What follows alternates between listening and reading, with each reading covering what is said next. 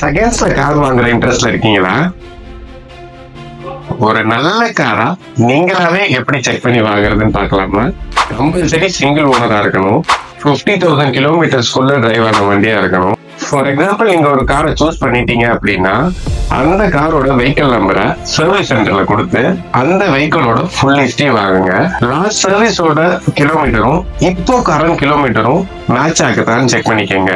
அந்த ஃபுல் ஹிஸ்டரியில major accident repair work ஏதாவது பண்ணிருக்காங்களா, ஃபிளட் ரிப்பேர் ஒர்க் எதுவும் பண்ணிருக்காங்களான்னு பாத்துக்கோங்க. இன்கேஸ் இந்த 2 ஒர்க்கும் பண்ணிருந்தாங்கன்னா தயவு செஞ்சு அந்த கார் வாங்கணும்ன்ற ஐடியாவை எரேஸ் பண்ணிடுங்க. இப்போ நான் சொல்ல போறது ஒரு முக்கியமான பாயிண்ட். ஒரு கார் பர்ச்சேஸ் பண்றீங்க அப்படின்னா 4 டோரையுமே ஓபன் பண்ணிடுங்க, பிளஸ் டிக்கி டோரையும் ஓபன் பண்ணிடுங்க. அந்த டோர்ஸ் எல்லாம் திறந்ததுக்கு அப்புறம் உள்ள ஒரு பீடிங் இருக்கும், அதை ஜஸ்ட் கையாலே எடுத்துடலாம்.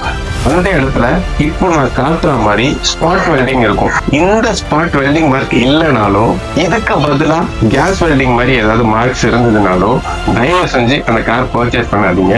அதுல மேஜரா ஏதோ ஒரு இடத்துல ஆக்சிடென்ட் ரிப்பேர் ஆகி வெளியில ஒர்க் பண்ணிருக்காங்க.